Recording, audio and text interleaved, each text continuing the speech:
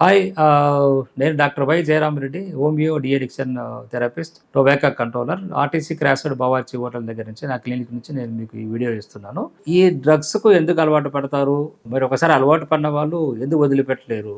తర్వాత వదిలివేయాలంటే వారు వారు ఏ రకమైన ఇబ్బందులకు గురవుతారు? సో, అసలు ఫస్ట్ ఈ మాదక ద్రవ్యాలంటే ఏమిటి? మాదక ద్రవ్యాలనేవి ఎన్ని రకాలనేది మనం గమనిద్దాం. మాదక ద్రవ్యాలనేది మనం జనరల్‌గా గమనిస్తే మాదక ద్రవ్యాలనేది 2 రకాలుగా మనం మార్కెట్‌లో అందుబాటులో ఉన్నాయి. ఒకటి క్రూడ్ డ్రగ్స్. క్రూడ్ డ్రగ్స్ అంటే ఫర్ ఎగ్జాంపుల్ గంజాయి గాని, కొకైను, హెరాయిన్, ఓపియము ఇలాంటివి క్రూడ్ డ్రగ్స్‌గా మనం కేటగిరీ కింద తీసుకోవచ్చు. అదేవిధంగా సింథటిక్ డ్రగ్స్. సింథటిక్ డ్రగ్స్ అంటే ఈ థెరపేటిక్ యూజ్‌లో మెడిసిన్స్‌ను వాటిని అబ్యూజ్ చేయడం, వాటికి డిపెండ్ కావడము, అడిక్షన్ కావడం. సో, ఫర్ ఎగ్జాంపుల్ నిద్ర మాత్రలు గానీ, కాఫ్ సిరప్‌లు, ఇంకేరేజర్‌లు, వైట్‌నర్‌లు, తర్వాత యాంటీ డిప్రెజెంట్స్, తర్వాత పెయిన్ కిల్లర్స్, ఫోర్టివైన్ ఇంజెక్షన్స్, తర్వాత ఈ అవిల్ లేకపోతే యాక్టిఫైడ్ లాంటివి టాబ్లెట్స్ గానీ, ఎస్పెషల్లీ స్లీపింగ్ టాబ్లెట్స్ ఎక్కువగా ఒకటంటే 1, 2 కాకుండా 50, 60, 30 స్లీపింగ్ టాబ్లెట్స్, తర్వాత 20, 30 ఫోర్టివైన్ ఇంజెక్షన్స్ ఇలా కాఫ్ సిరప్‌లు ఒక 5, 6 బాటిల్ కాఫ్ సిరప్‌లు తాగేవాళ్ళు.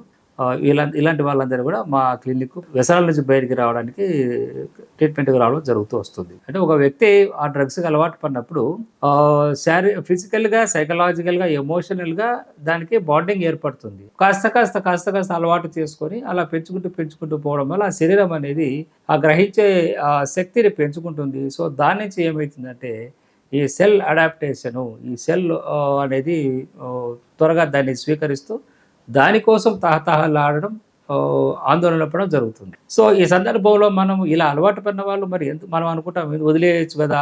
ఈ డ్రగ్స్ తీసుకోకపోతే ఏమైతుంది అనుకుంటాం. ఒక్కసారి మొదలు పెట్టడమే వాళ్ళ చేతిలో ఉంది గానీ, ఒక్కసారి మొదలుపెట్టిన తర్వాత ఈ డ్రగ్స్ అనేది ఎందుకంటే అతి తక్కువ టైంలోనే సపోజ్ ఆల్కహాల్, స్మోకింగు ఇలాంటివంటే కొంచెం టైం తీసుకుంటది బానిస కావడానికి. కానీ డ్రగ్స్ అనేటివి ఎస్పెషల్లీ ఈ సింథటిక్ డ్రగ్స్ కానీ ఇప్పుడు ఈ కొకైన్ గానీ, గంజాయి ఇలాంటివి గానీ ఒక వారం 10 రోజులు వాడినట్లయితే కంటిన్యూగా ఒక డోసు ఎంతో కొంత ఆ తర్వాత దాన్ని వదిలిపెట్టకుండా బానిసై మోతాదు పెంచుకుంటూ పోతూ ఉంటారు. కుటుంబ సభ్యులు గుర్తించినప్పుడు పిల్లల్ని గానీ, పెద్దలు గానీ వీటికి అలవాటు పడినారని వాళ్ళని చాలామంది ఏం చేస్తున్నారంటే పిల్లల విషయంలో వాళ్ళని కొట్టడము, హింస పెట్టడము, రూమ్‌లో పెట్టి బంధించడము ఇలా చేయడం వల్ల ఏమైతుందంటే ఇంకా రాబోయే రోజుల్లో ఆ వ్యసనాలు ఎక్కువైపోతున్నాయి కదా, తగ్గడం లేదు. కాబట్టి వాళ్ళను నేను చేసే విజ్ఞప్తి ఏమిటంటే ఫస్టు ఒక వ్యక్తి బానిస అయినాడంటే దానికి ఏదో కారణము తెలిసో తెలియకో అలవాటు పడ్డము, ఫ్రెండ్స్ ఉపయోగిస్తున్నారని, లేదా కొన్ని ఆర్థిక ఇబ్బందులు, కొన్ని కుటుంబ సమస్యలు, రకరకాల ప్రాబ్లమ్స్ కూడా కొంతమంది అలవాటు పడుతున్నారు.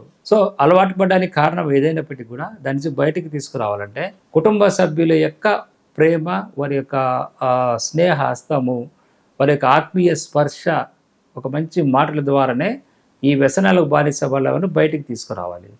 అంతేగాక ఇలా మనం రెచ్చిపోయి కొట్టి హింస పెట్టడం వల్ల అది ఎక్కువైతుంది. ఎందుకు ఇది మానసిక జబ్బు.